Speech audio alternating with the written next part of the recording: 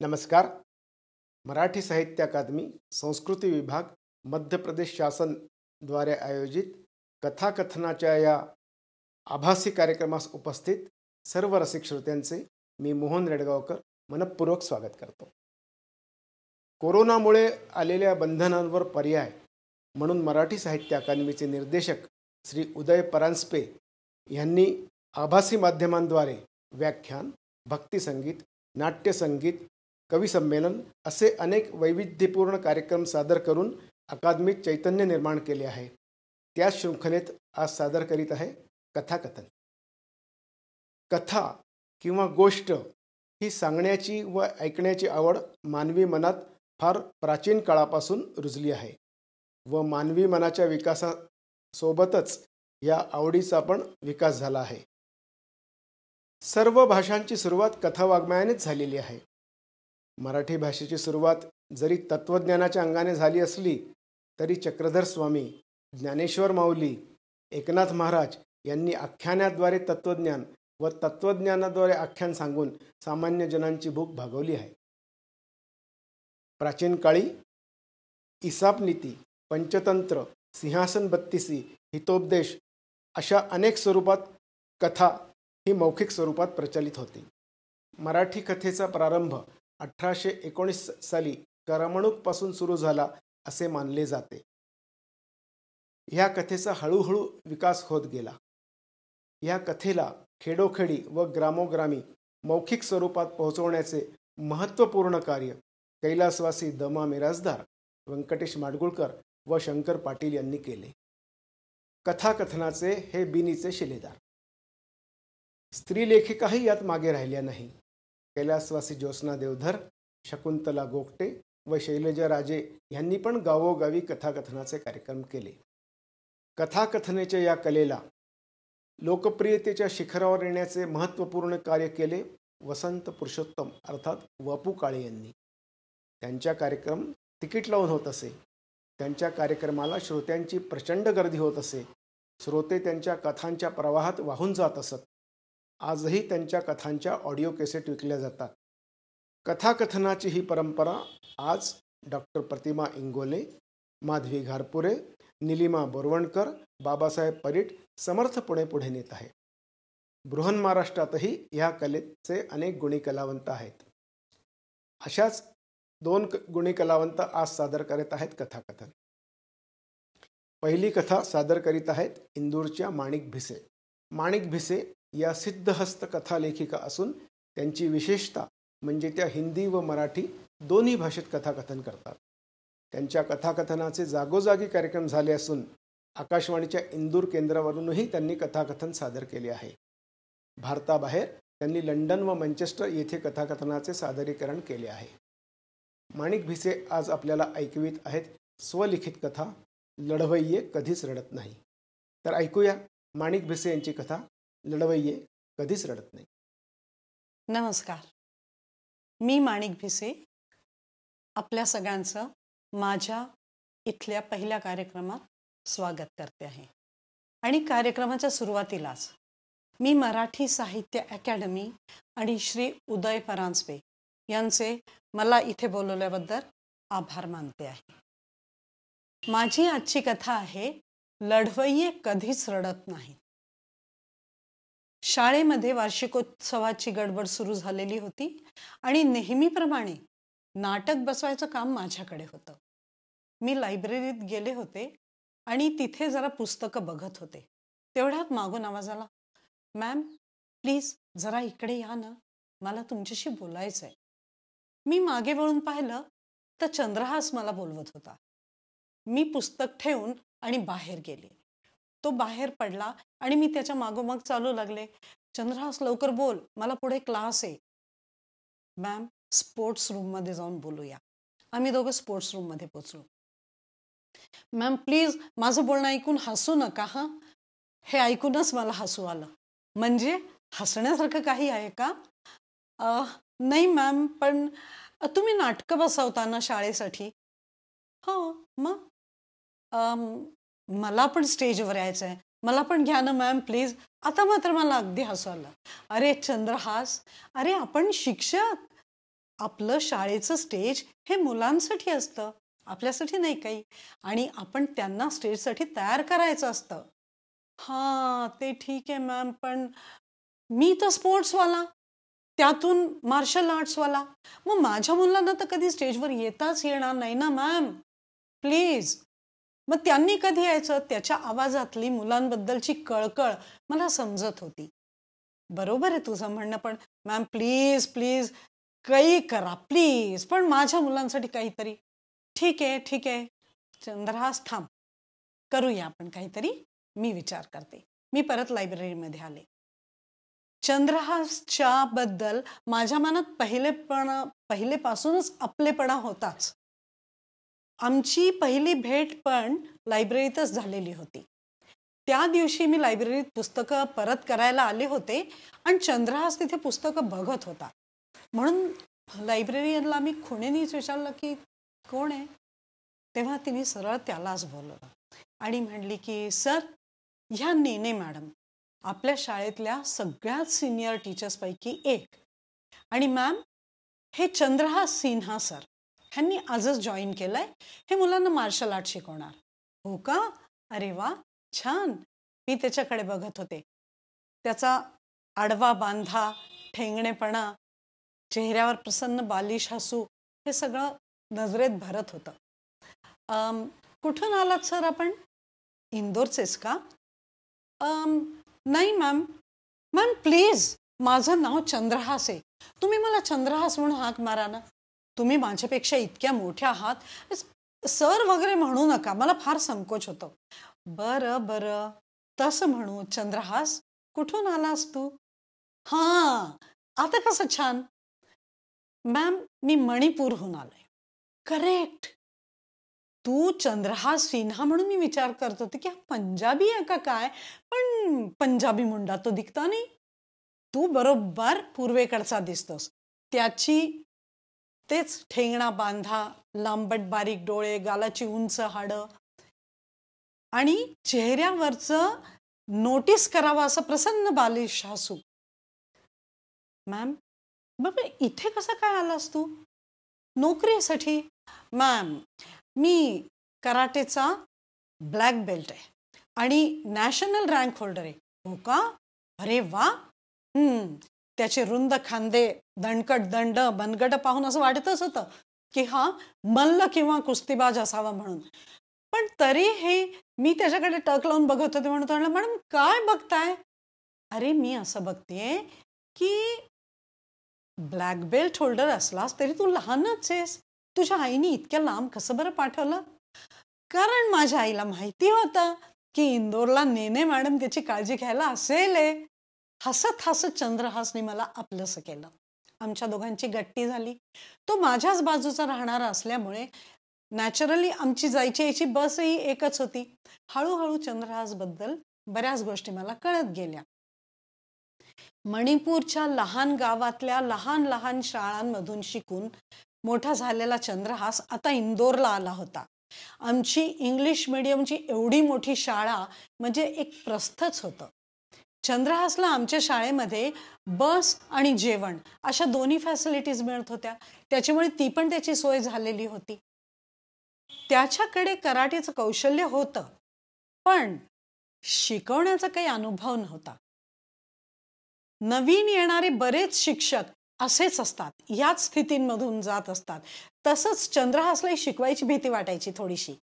आणि जेव्हा असे नवे शिक्षक येतात ना, तेव्हा जुन्या शिक्षकांचं हे कर्तव्य असतं की त्यांनी त्यांना सांभाळून घ्यायचं असतं, मार्गदर्शन करायचं असतं आणि त्यांना तयार करायचं असतं. असं नेहमीच होत असतं. आणि माझ्या मनात एकदम एक आयडिया आली. आजपर्यंत मी कित्येक नवे शिक्षक तयार केले होते, पण आता मी एक चांगलासा स्पोर्ट्स टीचर घडवू शकेन. हां, हे मात्र माझ्या मनात आलं आणि मला एकदम आनंद झाला. चंद्रहासची माझी चांगलीच गट्टी झाली होती. बाय चान्स आमची जेवणाची वेळ पण एक होती. सुरुवातीला 2-3 दिवस आम्ही एकाच टेबलवरती जेवायला बसलो होतो आणि तिसऱ्या दिवशी मात्र तो दुसरीकडे दिसला. त्याला विचारल्यावर तो म्हणाला, मॅम तुम्ही ना एवढंसं जेवता चिमणीसारखं आणि मी असा हत्तीसारखा बकाबक खात असतो. मला फार लाज वाटते तुमच्या बरोबर जेवताना. म्हटलं अरे चंद्रहास, अरे तुझं वय माझ्यापेक्षा अर्ध आहे, त्यातून तुम्ही मार्शल आर्ट्सवाले सतत केक्स पंचेस. तो म्हणला म्हणजे जंगली ना. म्हटलं हे बघ, हे मी नाही म्हटलेलं, पण तुमच्या हा हू करत त्या उड्या सुरू झाल्या की जेवण पचलं, मग भूक लागायची सपाटून. खावं की, त्यात काय लाजायचं. पण नाही, तो वेगळाच जीव लागला. दिवस सरत गेले. चंद्रहासला मी सांगितलं की चंद्रहास, मुलांवर अतिशय प्रेम कर आणि कौशल्याने त्यांना शिकव, बघ ते तुझे अंकित होतील. एक दिवशी त्याचा चेहरा जर असा उतरलेला दिसला. मी विचारलं, चंद्रहास काय झालं रे, आज मूड बरोबर दिसत नाहीये, चेहऱ्यावर हसू नाहीये. नाही मॅम, ठीक आहे ठीक आहे. असं नाही चंद्रहास, माझ्यापासून लपवू नको, मला कळते की काहीतरी चुकलंय. आईची आठवण येते का रे, घरची आठवण येते का. नो मॅम, असं पण नाहीये काही. त्याचा चेहरा कावरा बावरा झाला. म्हटलं अरे काय झालं. तेव्हा कळलं की कुठल्या तरी पेरेंटनी त्याच्याबद्दल कंप्लेंट केली होती की ह्यानी मुलाला मारलं आणि म्हणून त्याला शाळेकडून मेमो मिळाला होता. पण मॅम मी सांगतो, मी त्या मुलाला मारलं नव्हतं. मी कुठल्याही मुलाला कधी मारूच शकत नाही. एकदाच माझ्या हातून एका मुलाला मार लागला आणि कॉलेजमधून मला काढून टाकण्यात आलं होतं. काय. मी अवाक झाले. हो मॅम, खरंय ते. हे मी आजपर्यंत कोणालाही बोललेलो नाहीये मॅम, आणि प्लीज माझी रिक्वेस्ट आहे, तुम्ही पण हे बोलू नका. माझ्या करिअरचा सवाल आहे हा. अरे नाही नाही, हे मी अजिबात बोलणार नाही. मॅम, मी तेव्हा कॉलेजला होतो. 2 ग्रुप्समध्ये भांडणं झाली. माझे मित्र त्या लोकांना धमकवायला म्हणून मला घेऊन गेले. मी मार्शल आर्ट्सवाला होतो ना. तिथे गेलो, वादावादी झाली, शब्दांनी शब्द वाढला आणि मारामारी झाली. माझ्या हातून एका मुलाला जास्त मार लागला आणि म्हणून मला कॉलेजमधनं काढून टाकावं लागलं. अतिशय वाईट दिवस होते मॅम. कुठे तोंड दाखवायची पण लाज वाटायची. पण म्हणून तिथून इंदोरला इतक्या लांब आलोय. मी हे कोणालाही आजपर्यंत बोललेलो नाहीये. भावनातिशयाने त्याचा चेहरा लाल झालेला होता. कळतंय मला चंद्रहास. मॅम मी सांगतो, त्या मुलाला फाईट शिकवत असताना त्याला लागलं होतं. मी त्याला मारलं नव्हतं, तुम्ही दुसऱ्या मुलांना विचारा. अरे असं नसतं. माझ्या मनात त्याच्याबद्दल करुणा दाटून आली, मायेने मन भरून आलं. असं वाटलं त्याला जवळ घ्यावं, त्याला थोपटावं, समजवावं की बाळा असेच टक्के टोणपे खात पुढे जावं लागतं. पण हे काहीही न करता मी त्याला म्हटलं, बस एवढंच ना. अरे चंद्रहास, बघशील तू थोड्याच दिवसात याच मुलाचा सगळ्यात फेवरेट टीचर तू असशील. म्हणतात ना, प्यार की शुरुआत तक्रार से होती है. चंद्रहासच्या चेहऱ्यावर पसरलेलं प्रसन्न परिचित हसू आणि त्याचं टेन्शन गेल्याचं मला कळलं. थोड्या दिवसांनी मी त्याच्यासाठी एक स्क्रिप्ट लिहिलं. आणि स्क्रिप्ट म्हणजे काय, एक छोटी गोष्ट होती, त्याच्यात अभिनय कमीच आणि चंद्रहासच्या स्टुडंट्सना त्यांचं कौशल्य दाखवायची संधी जास्ती. थोडक्यात म्हणजे गोष्ट अशी होती की चीनच्या पार्श्वभूमीवरती एका गावात एक दुष्ट जमीनदार असतो. तो तिथल्या गावकऱ्यांवरती अतिशय अत्याचार करतो आणि ते गरीब बिचारे गावकरी काहीच करू शकत नसतात. अशा वेळी तिथे एक बौद्ध भिक्षू येतो आणि तो मार्शल आर्ट्सचा एक्सपर्ट असतो. तो त्याच्या शिष्यांना घेऊन येतो. गावकरी त्याला विनंती करतात की आम्हाला वाचव, आमचं काहीतरी कर आमच्यासाठी. तेव्हा तो म्हणतो, मी तुम्हाला सेल्फ सफिशियंट करीन, आत्मनिर्भर. मी तुमची मदत नाही करणार, तुम्ही तुमची मदत करा. शिकवीन मी, कराल तुम्ही, तुमचा लढा तुम्ही द्या. आणि मग ते शिष्य त्यांना ट्रेन करतात, गावकऱ्यांना सगळं काही शिक्षण देतात, गावकरी सक्षम होतात आणि पुढे सगळं ठीक होतं. हा जेव्हा प्लॉट ऐकला तर चंद्रहासचा फुललेला चेहरा आणि चमकणारे डोळे कधीच मी विसरू शकणार नाही. तो म्हटला, बस मॅम, आता मी दाखवतो तुम्हाला. एक एक अशा गोष्टी करू ना आपण की तुम्ही बघालच. त्यानंतर आमच्या बैठकी वाढल्या, बोलणी वाढली. रोज चंद्रहास माझ्यासमोर नवीन गोष्टी घेऊन यायचा. केक स्पंजेस वगैरे तर ठीकच होते.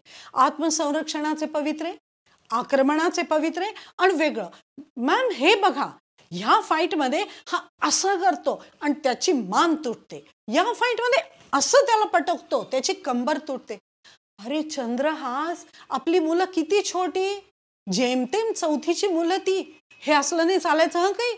जर एखाद्या मुलाला लागलं बिगलं तर मग नसती बलामत आणि शाळावाले त्यांचे पेरेंट्स आधी आपल्या माना पकडतील.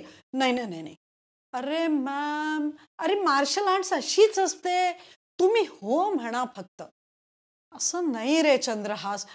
हे बघा, मी सगळं करतो, बघा तर खरी, तुम्ही फक्त मला सांगा की असं कर. बरं ठीक आहे, पहा. आणि खरोखर जे मी बोलले होते ते खरं ठरलं. चंद्रहास सगळ्या मुलांचा अतिशय लाडका झाला होता. त्याच्या एका शिट्टीवर सगळी मुलं धावून यायची. त्यांनी 4 टोळ्या केल्या होत्या. एक हाताने लढणारी, एक काठीने लढणारी, एक तलवारींनी लढणारी आणि 4थे द्वंद्व युद्ध करणारे.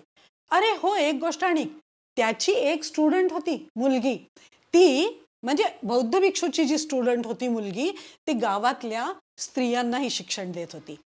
सगळं वातावरणच भारलेलं. त्यांचे जे शिक्षणाचे वर्ग सुरू झाले त्याच्यानंतर तो बौद्ध भिक्षू तिथून बघत असतो नेहमी, ते लोक तयार होतात. चीनच्या पार्श्वभूमीला घेऊन नाटकाचे मागचे देखावे तयार झाले, पार्श्वसंगीत तयार झालं, प्रकाश योजना तयार झाली. त्या मुलांसाठी मुद्दाम म्हणून तसे मार्शल आर्ट्सचे ड्रेसेस शिवले गेले, सॅटिनचे, वेगळ्या वेगळ्या, लाल चुटूक, निळा, हिरवा, पिवळा, सगळे सुरेख रंग, रंगबिरंगी. भिक्षू मात्र केशरी वस्त्रात आणि त्याचे सगळे शिष्य पांढऱ्या वस्त्रात. हां, आणि अत्याचारी सगळे काळे, विथ ड्रॅगन, त्यांच्या इथे ब्लू ड्रॅगन, अक्षरशः दृष्ट लागतील असे ड्रेसेस झालेले होते. स्पेशल मेकअप करणारे बोलवले गेले. आणि मग एक दिवशी चंद्रहास आला. मॅम हा बघा निहाल, ह्याने टाईल्स फोडल्या. काय टाईल्स फोडल्या?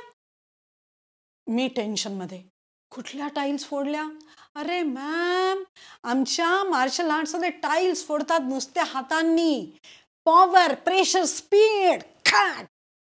अरे चंद्रहास, त्याचं वय काय, तो केवढा मुलगा, काय त्याची शक्ती, आणि त्याच्याकडून हे असं.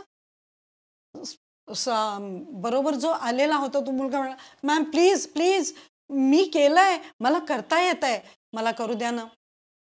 म्हणजे तू टाईल्स कुठल्या तोडल्या? मॅम तिथं प्रॅक्टिस होती, पण मी निहालला हात रोल देणार नाही. नो वे, इतक्या छोट्या मुलाला टाईल्स तोडायला मी देणार नाही, बिलकुल नाही. मॅम प्लीज, असं काय करताय? नाही नाही, माझ्याबद्दल हा विषय इथे संपला.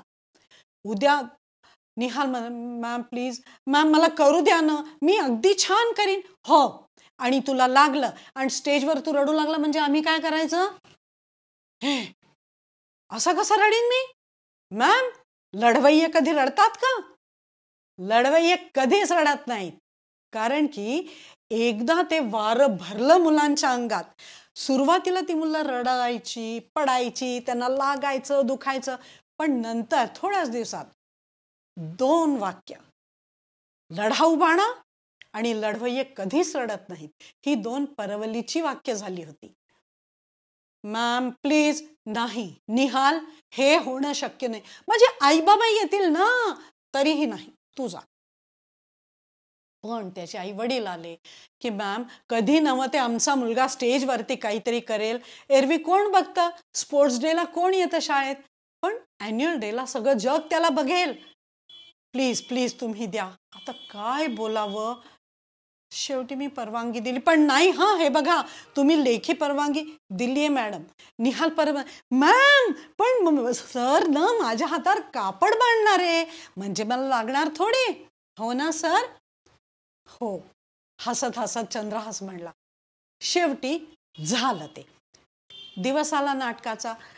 सगळं काही तयार झालं होतं. मेकअप मन आले आणि आमची असलेली मुलं आम्हालाच ओळखू येईना अशी झाली. इतकी सुरेख दिसत होती, जणू काही छोट्या चीनी मुलांची टोळीच अवतरली होती तिथे.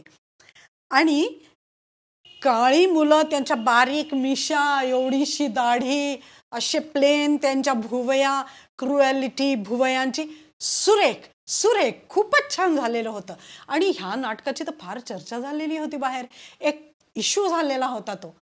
बस नाटक सुरू व्हायला 10 मिनिटं होती आणि चंद्रहास धावत आला. धावत त्यांनी माझ्या पायाला स्पर्श केला. अरे चंद्रहास, प्लीज, माझं पहिलं नाटक आहे, please wish me best of luck. अरे आहेच, नाटक उत्तमच होणार, यात काही शंकाच नाही, जा तू, बेस्ट लक. चंद्रहास धावत गेला. नाटक सुरू झालं. अत्याचार झाले, बिच्चारे गावकरी. मग त्याच्यानंतर बौद्ध भिक्षू आला, त्यांनी सगळीकडे पाहिलं, शिष्यांना सांगितलं, शिष्यांनी गावकऱ्यांना तयार केलं. आणि एकेका पवित्र्यावर लोकांच्या अशा काही टाळ्या जाऊ लागल्या की काही विचारू नका. त्या मुलांचे केक्स, पंचेस, फाईट्स, स्वरक्षणाचे पवित्रे, त्यांचे ड्रेसेस, मेकअप, फार काही अभिनय नव्हता, पण जो ॲक्शन पॅक ड्रामा चाललेला होता, इट वॉज कॅची. आणि मग हे सगळं होत असताना निहाल आला. त्याच्याबरोबर 3 मोठी मुलं, 3ही बाजूनी मोठ्या टाईल्स घेऊन. आणि माझ्या जीवात धक्का झाला. म्हटलं, ईश्वरा, ह्यांनी नाही म्हटलं तरी एवढा घोळ घातलाच, आता ह्याला जर काही झालं तर देवा. हे माझ्या मनात येतंय. तेवढ्यात निहालनी धाड धाड धाड त्या सगळ्या टाईल्स तोडल्या होत्या. टाळ्यांचा कडकडाट झाला होता. आणि निहालचा रक्ताळलेला हात मी पाहिला आणि निहाल ताबडतोब विंगेत निघून गेला. ती मुलं निघून गेली. नाटक संपत आलं होतं. अत्याचारांचा पराभव झाला होता. गावकरी अतिशय आनंदात होते. ते आत्मनिर्भर झालेले होते आणि भिक्षू त्यांना आशीर्वाद देऊन पुढच्या गावाला निघालेला होता. नाटक संपलं आणि मी धावत आत गेले. पण काय, नाटक सुरू व्हायच्या आधी जी मुलं एकमेकाला सारखं, अरे हा तू आहे, अरे ती पाकाची दिसते, ए त्याची दाढी बघ, ए त्याची मिशी बघ, करून इतका गोंगाट करत होती की त्यांना चूप करणं मुश्किल होतं. तिथे चिडी चुप्प शांतता, कोणी बोलत नव्हतं. काय झालं बाबा? आणि सगळ्या मुलांच्या मध्ये निहाल खाली मान घालून उभा होता. हात त्याचे दोन्ही रक्ताळलेले होते आणि त्याच्या हाताला चंद्रहास क्रीम लावत होता. दोघांचेही चेहरे चिमणी एवढे. एक तर त्याला दुःख आणि आता दुसरं मी रागवणार. माझ्या सगळी परिस्थिती लक्षात आली आणि मी एकदा म्हटलं, मुलांनो, वंडरफुल, अरे क्या बात है, जीत गए. तुमची कौतुक चालली आहेत बाहेर, माहितीये का, जो तो फक्त तुमच्या नाटकाबद्दल बोलतोय. क्षणात मुलांचे चेहरे फुलले. चिवचिवाट सुरू झाला. मुलं पांगली, एकमेकाशी बोलू लागली. निहाल जवळ मी गेले. म्हटलं, निहाल सिंग, क्या बात आहे, हिरो ऑफ द डे. अरे तुझ्याबद्दल तर लोक चौकशा करतायत की कोण होता म्हणून. मी म्हटलं, आमचा निहाल सिंग होता तो, आत्ता येणार नाही हिरो, जरा रेडी होतोय. हे ऐकून अश्रू येत असलेल्या निहालच्या चेहऱ्यावर हसू आलं. मग मी त्याजवळ घेत म्हटलं की करे, लागलं नाही ना जास्ती, दुखतंय करे? कळलं, नाही मॅम, ठीक आहे, इट्स ओके, नाही दुखत आहे. हो का? पण थोडंसं रडू येतंय की काय लढवय्याला? नो मॅम, नो, लढवय्या कधी रडत नसतात. हो ना सर, असं म्हणून त्यांनी चंद्रहासकडे पाहिलं आणि चंद्रहासचे डोळे भरून आलेले होते. तशाच अवस्थेत त्यांनी निहालला घट्ट मिठी मारली. ऊन आणि पाऊस एकत्र यावं तसं त्यांचं हसू आणि आसू एकत्र होते. त्या गुरु शिष्यांच्या जोडीकडे लांबून मी एका कृतार्थतेच्या भावात बघत होते. मी माझ्या शिष्याला प्रशस्तीपत्र देऊन टाकलं. तो माझा स्पोर्ट्स टीचर होता ना, सक्सेसफुली त्यांनी त्याच्या स्टुडंटला घडवलं होतं. पण माझं हे बक्षीस, हे पत्र, अर्थात मी माझ्या मनातल्या मनातच दिलं होतं. नमस्कार. माणिक भिसे यांच्या कथाकथनानंतर आता आपण ऐकूया एक व्यक्तिचित्रण. सादर करीत आहे इंदूरच्या वनिता केकतपुरे. वनिता केकतपुरे यांचा जन्म ग्वालियर येथील. सुप्रसिद्ध सांगीतिक घराणे पुंछवाल्या यांच्या घराण्यात वनिताताईंचा जन्म झाला. लग्नानंतर त्या इंदूर येथे स्थायिक झाल्या. 1979 पासून त्या सत्यसाई सेवा समितीद्वारे सामाजिक कार्य करीत आहेत. त्यांनी समितीच्या शैक्षणिक व आध्यात्मिक क्षेत्रात अनेक महत्त्वपूर्ण पदे भूषविली आहेत.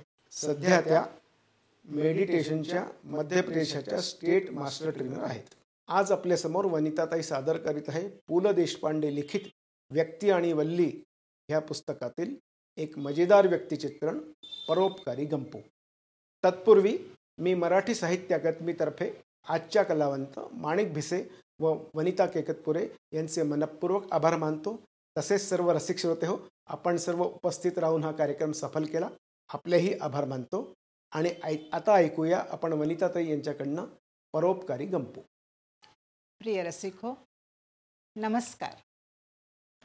माझं आजचं हे कथन आपल्या सर्वांच्या मनात रुजलेले, सर्वांचे प्रिय श्री पु ल देशपांडे, ज्यांनी महाराष्ट्रालाच नाही तर महाराष्ट्राच्या बाहेरच्या सर्वच मराठी माणसांना सतत हसत ठेवलं, त्यांच्या लेखनावर आधारित आजचा हा प्रयास परोपकारी गंपू. गंपू जन्माला आला तो हितचिंतक म्हणूनच. मला ही खात्री आहे की जो जीव जन्माला येतो तो भोकांड पसरूनच, पण गंपू निराळा होता. तो जन्माला येता बरोबर आपल्या आईला तर नाही पण सुयणीला म्हणाला, काय गोपिकाबाई, बरे आहेत ना? तब्येत ठीक आहे ना? अहो, तुकाराम सुद्धा जेव्हा त्यांच्या धंद्या पाण्या सगळ्याच वाटोळं झालं तेव्हा म्हणाले होते, आता उरलो तो उपकारापुरता. पण गंपू तो तर जन्माला आला तोच उपकारापुरता. त्याला जन्माला येण्याचा हेतू म्हणजे आपल्या आईच्या वात्सल्य भावनेला तृप्त करणे आणि आपल्या वडिलांना वारसाची सोय करून देणे, याच्या व्यतिरिक्त दुसरा कोणताच नसावा. इतका उपकारी पुरुष आजपर्यंत या भूतलावर आधी जन्माला आला की नाही, देवालाच ठाऊक. गंपू कपडे शिवून घालतो ते बाबूराव शिंप्याचा धंदा चालावा म्हणून. जेवतो तो किराणे भुसार दुकानदारावर उपकार म्हणून. सरकारी कचेरीत कामाला जातो ते पंचवर्षीय योजना यशस्वी व्हावी म्हणून. शाळा कॉलेजांमध्ये जातो ते मास्तर प्रोफेसरांच्या घरची चूल पेटावी म्हणून. आणि आता लग्न करतोय, अहो ते तरी आपल्या सासऱ्यांच्या भाराचा 1/9 भार कमी व्हावा म्हणून. हे मी माझ्या मनाचं नाही सांगते. जेव्हा गंपू स्वतःच्या लग्नाची आमंत्रण पत्रिका द्यायला आमच्या घरी आला तेव्हा त्यांनीच सांगितलं, अहो 9 पोरी आहेत अण्णासाहेबाला. काळ हा असा आणि एका खासगी कंपनीतून रिटायर झालेला. काय शिल्लक असणार हो त्यांच्याजवळ. तसं मला जिमखान्यावरच्या कुरुळकरांची मुलगी चालून आली होती. मुलगी एकुलती एक होती, सुंदर होती, गोरी होती. ते मला घरजावई करून घ्यायला पण तयार होते आणि स्वतःच्या धंद्यात पार्टनरशिप पण द्यायला. पण मला ते रॉंग वाटले. आपल्या तर्जनीने आपल्या टकल्यावरचा घाम एकत्र करून झटकीत गंपू म्हणाला, ही मुलगी काळी आहे, आय ॲडमिट. मी विचार केला, रूपाचं काय, जर आपल्यामुळे कोणाचा भार कमी होत असेल तर आपण का बरं करू नये? अशा निस्वार्थी विचारांचा होता गंपू. अरे परोपकार तर त्याच्या अंगात बाळपणापासूनच मुरलेला होता. आपल्या मित्रांच्या पुस्तकांना कव्हर लावायचं, आपल्या मास्तराच्या सगळा बाजार करायचा, पिकनिक वगैरे असली की चहा कॉफीची व्यवस्था पण बघायची, आणि जर सिनेमाला जायचं ठरलं तर तिकिटाची व्यवस्था सुद्धा त्यानेच करायची. एवढ्या उंच विचारांना गाठलेला गंपू, त्याच्या शरीराची उंची मात्र 5 फुटाच्या आतली. त्याचे कमालीचे टकटकीत डोळे, त्याची तुकतुकीत कांती, आणि त्याहूनही तुकतुकीत होती वयाच्या फक्त 19व्या-20व्या वर्षी त्याची पडलेली टक्कल. खाकी फुल पॅन्ट, हाफ शर्ट घालायचा तो. सायकलला तऱ्हेतऱ्हेच्या किमान अर्धा 1 डझन पिशव्या लटकवलेला, असं एकंदरीत ध्यान होतं त्या गंपूचं. दत्ताच्या बाजूला एक वेळ कुत्रे नसतील, पण गंपूच्या हातात स्वतःच्या व्यतिरिक्त कमीत कमी अर्धा डझन पिशव्या नसाव्या हे तर अशक्यच आहे. कोणाच्या बाळंतविड्याच्या तयारीपासून ते अखेरच्या सामान आणायपर्यंत सर्व एकाच उत्साहाने करण्याचे कसब होते ते फक्त गंपूमध्ये. अहो, त्याच्या आगाऊपणाचं एक उदाहरण मी तुम्हाला सांगतो. स्वतःच्या लग्नाची आमंत्रण द्यायसाठी आला आणि जाता जाता काय म्हणाला, वहिनी, सहस्त्रबुद्धे मंडळींमध्ये कडवेवाल फर्स्ट क्लास आले आहेत. जरा ही लग्नाची गडबड आटोपली की आणून टाकतोच बरं. जणू काही इतर कोणाच्या लग्नाच्या गडबडीतच गंपू गुंतला होता. गंपूच्या आई वडिलांनी तर त्याच्या पुढे हातच टेकले होते. अगदी लग्न लागायचा प्रसंग बरं. भटजींनी गंगा सिंधू सरस्वती अशा प्रकारे नद्यांना हाक मारायला सुरुवात केली होती. गंपू बोहल्यावर उभा होता. आजपर्यंत त्याला इतका स्थिर एका जागी उभा असलेला कोणीच पाहिला नाही बरं. सगळ्यांचं लक्ष गेलं ते गंपूच्या तोंडाकडे. गंपू काहीतरी पुटपुटत होता. भटजी म्हणत होते, कावेरी सिंधू महेंद्र तनया, आणि महेंद्र तनयावर त्यांनी आपला सूर छेडला होता. घटिका पात्र बुडायला थोडा वेळ असला ना की मग भटजी आपली गायकी दाखवतातच. गंपूला हे निश्चित वाटलं की भटजी पुढची नदी विसरले, म्हणून तो त्यांना हळूहळू प्रॉम्प्टिंग करत होता, चर्मणवती चर्मणवती. मी जसंच त्याला पाहिलं त्यांनी मला इशाऱ्याकडून स्वतःकडे बोलवून घेतलं. मी गेल्याबरोबर त्यांनी आपल्या एका हातातला हार माझ्या हातात दिला आणि मला म्हणतो, पुरुषोत्तम, हा मी माझ्या सुपरिटेंडंटच्या गळ्यात घालायसाठी हार आणला होता बरं. ते बाजूला टोपल्यामध्ये जो हार ठेवलाय ना तो मला आणून दे. मी त्याच्या बोलण्याकडे दुर्लक्ष केलं आणि तेवढ्यात वाजवा रे वाजवा झालं आणि गंपूनी सुपरिटेंडंटच्या गळ्यात घालण्यासाठी जो हार आणला होता तो नाईलाजाने आपल्या भावी पत्नीच्या गळ्यात घातला. गंपूला कोणाशी बोलायला परिचयाची गरज वाटत नव्हती. एका पुढाऱ्याच्या भाषणाला तो गेला आणि अधिकारवाणीने बोलला, हां, आता तुमचे भाषण मागील भाषणांपेक्षा पुष्कळ बरे होतात बरं. जणू काही तो पुढारी त्याच्या घरी पाणक्याच होता. सर्व भाषण संपल्यावर सगळ्यांनी त्याला झापलं तेव्हा त्याचे एक्सप्लेनेशन काय होते माहितीये का? अरे आम्ही जर त्याच्या भाषणाला नाही गेलो तर तो पुढारी राहील का? We are a part of his पुढारीपणा. We are a part of his पुढारीपणा. अरे जाऊ द्या, पुढाऱ्याला मरू द्या रे. येत्या शनिवारी येता का संशय कल्लोळला? I am going to the theatre. आणि खरंच शनिवारी 10-12 मित्रांचे तिकीट काढून गंपू थिएटरच्या पुढे हजर.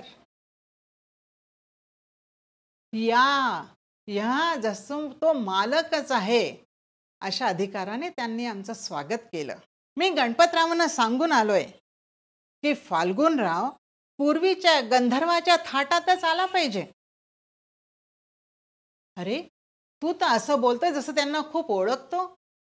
अरे ओळख कशाला पाहिजे? दमड्या मोजून we are going to see his play. अरे चला चला, दुसरी घंटा झाली, आज चला. अरे पण अजून सगळे कुठे आले? सगळे आत बसले आहे, फक्त एकटा राम्या राहिला आहे. राम्या, त्याच्या उल्लेखावरनं त्याच्या व्यक्तित्वाकडे जाऊ नका बरं. राम्या हा चांगला लंडनहून FRCS करून आलेला एक सर्जन मित्र आहे. आणि गंपू इंटरमध्ये 6 वेळा नापास झालाय. तरी सगळ्यांना एकेरी नावाने कसा उल्लेख करायचा ह्याच जणू त्याने बालपणापासून व्रतच घेतलेलं आहे. सगळे आज जाऊन बसले. नाटक सुरू झालं आणि गाणं सुरू होता बरोबर गंपू म्हणाला, राम्या चल आण, 14 रुपये 6 आणे. जसा बस कंडक्टर बस सुरू झाल्याबरोबर तिकिटाचे पैसे गोळा करायला लागतो, तसा गंपू आपल्या तिकिटाचे पैसे गोळा करायला लागला. अरे गाणं तर ऐक. हे काही गाणं आहे? अरे नारायणरावांचं गाणं ऐकलंय मिस्टर आम्ही. मला तर ही खात्री आहे की नाटकांमध्ये गाणे हे सर्व मंडळींना आपापसात गप्पा मारायला नियोजलेली एक उत्तम सोय आहे. आता बघा गंपूचं दुसरं रूप. त्याच्या सायकलला अनेक शेजारच्यांच्या पिशव्या असायच्या, पण जो मागवलाय तोच सामान येईल ह्याची काही खात्री नसायची. काकू माझं ऐका, साबण चुरा हवाय ना तुम्हाला? Leave it to me. अरे 25 वर्षात किमान 1000 तरी प्रकारचे साबण चुरे वापरले आहेत मी. काकू काय करणार बिचाऱ्या. गंपूने आणलेल्या साबण चुऱ्याची पिशवी हातात घेतली आणि आपल्या घरात चालला गेला. कोणी जर त्याला मटार आणायला सांगितले तर तो गवार आणायचा, आणि गवार ही मटारपेक्षा कशी अधिक प्रोटीन युक्त आहे हे त्यांना पटवून देण्यात त्याची दक्षताच होती. अहो गंपू मॅट्रिकची परीक्षा पास झाला आणि तोही पहिल्या झटक्यात. हे कोडं तर आजपर्यंत कोणालाही उलगडलेलं नव्हतं. परीक्षा पास झाल्यावर मी ICS ला जाऊ की MBBS ला, हा बापासमोर टाकलेला खडा प्रश्न होता. Personally I should like to be a doctor. पण तुम्ही म्हणत असाल ना, तर I have no objection to become a ICS collector. Gampu first year मधून तर निसटला, पण शेवटी इंटर सायन्स मध्ये येऊन जे त्याचे डेरे पडले ते काही लवकर हल्लेच नाही. तरी पण इंटर सायन्स मधल्या आलेल्या नवीन मुलांना अभ्यास कसा करायचा हा मोफत सल्ला द्यायला गंपू कधीही चुकला नाही. अहो, पुराणांमध्ये देवाला जसं चिर तारुण्याचं वरदान होतं ना, तसंच गंपूला चिर प्रसन्नतेचं वरदान होतं.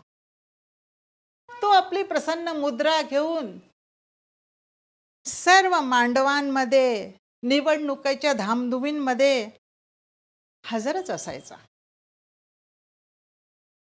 जनाजा असो का तिरडी असो त्या शवपेटिका, त्याला त्या सगळ्यांमध्ये सारखीच आपुलकी वाटायची हो. हां, काही गोष्टींमध्ये मात्र त्याचं धैर्य वाखाणण्याजोगं होतं. एकदा सेक्शन मधल्या हेड क्लर्कला हार्ट अटॅक आला. कळता बरोबर गंपू तडक त्यांच्या घरी गेला आणि त्यांना विचारलं, कोण doctor? Doctor Satpute. Satpute? It is a fool man. जर त्याने हार्ट अटॅक सांगितला आहे ना, तर मी तुम्हाला नक्की सांगतो, it must be something else than the heart attack. तुम्ही माझं ऐका, मॉलिश करून घ्या. अहो, पण सातपुत्यांनी तर त्यांना पडून राहायला सांगितलंय, असं त्यांच्या पत्नी म्हणाल्या. पण मी सांगतोय ना मॉलिश करायला. अहो प्रधान साहेब, तुम्ही लगेच बरे होऊन उठाल. काकू, मोहरीचं तेल आहे का तुमच्याकडे? थोड्या वेळ काहीच उत्तर आलं नाही. तेव्हा म्हणतो, डोंट वरी.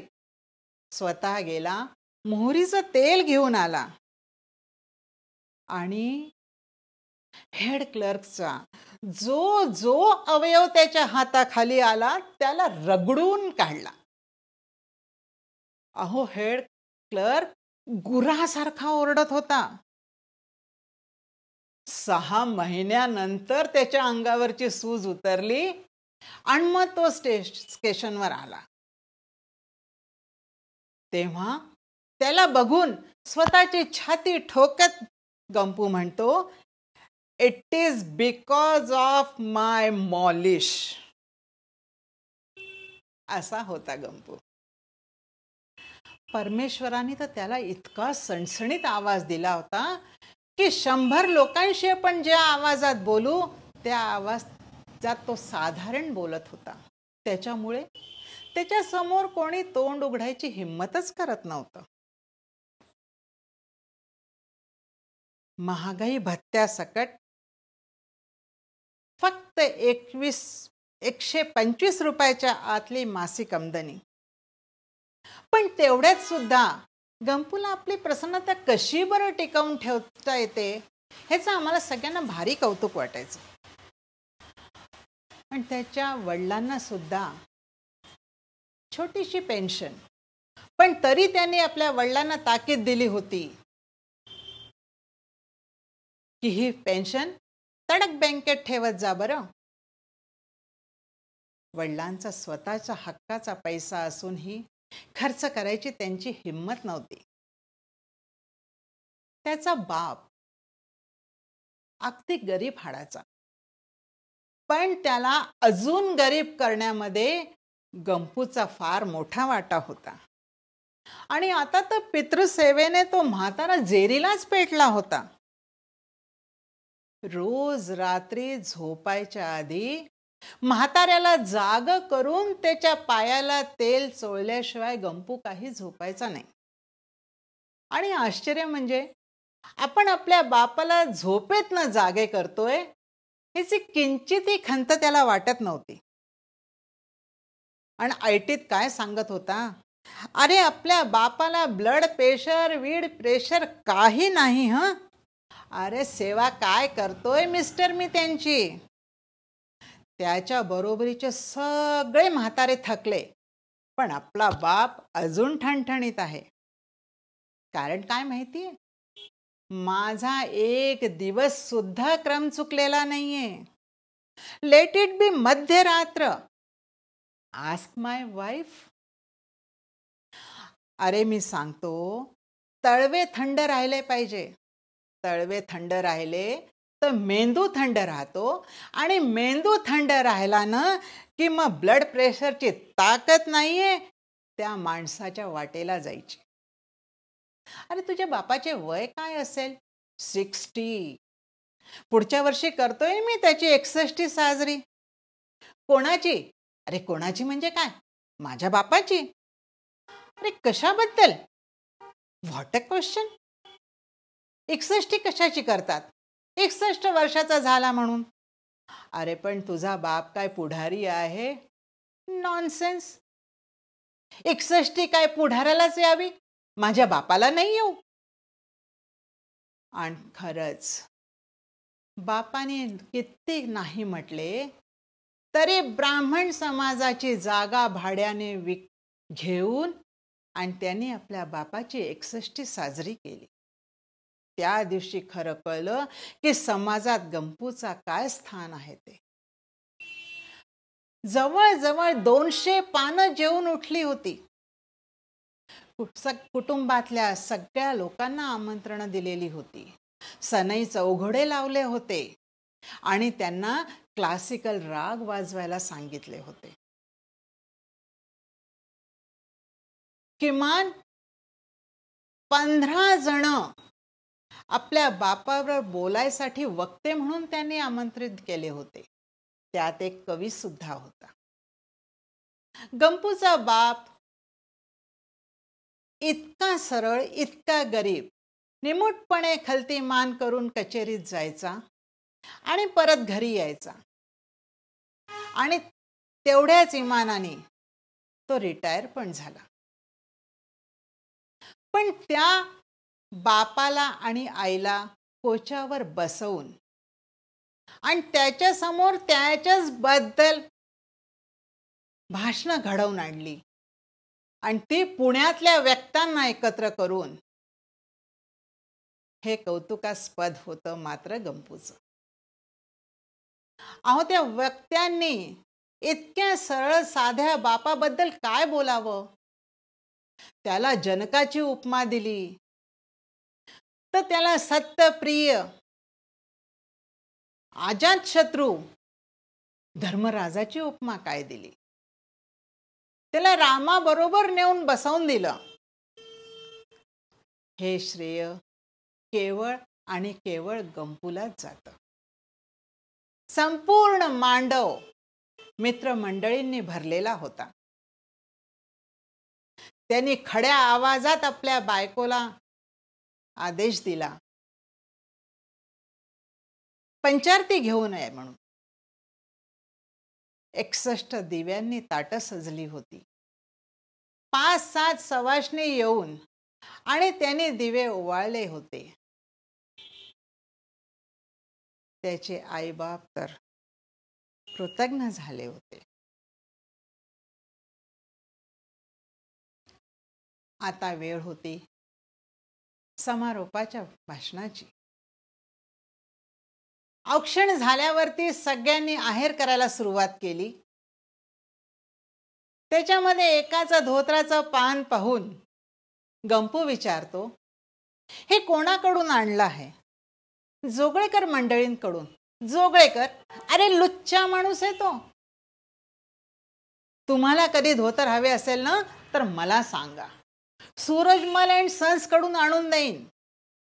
आता मला सांगा, काही वेळ होती का कोणाला मोफत सल्ला द्यायची? पण सल्ला द्यायला गंपूला स्थान, काळ, वेळ काहीही लागत नाही. आता गंपू स्वतः उभा राहिला आपल्या बापाच्या बाजूला. माझे आजचे सर्व श्रेय माझ्या बापाला जातं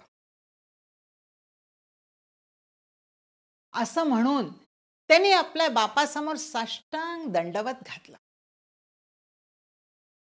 आम्हाला आजपर्यंत कळलं नाही ह्याचं आयुष्यातलं श्रेय कोणतं. इंटरमध्ये नापास झालेलं श्रेय की 2 खोल्यांचं बिऱ्हाड ते श्रेय. 4 वर्षांमध्ये 5 मुलांची जबाबदारी आली ते श्रेय, की नोकरीमध्ये 180 रुपयाच्या वर कधीही पगार झाला नाही ते श्रेय? हा प्रश्न फक्त मला पडला होता, पण गंपूला नाही. बराच विचार केल्यानंतर कळलं, आपण जीवनात यशस्वी आहोत हे समजणं गंपूच्या जीवनातलं सगळ्यात मोठं यश होतं. असा होता आमचा गंपू आणि असा होता त्याचा परोपकारी स्वभाव. नमस्कार.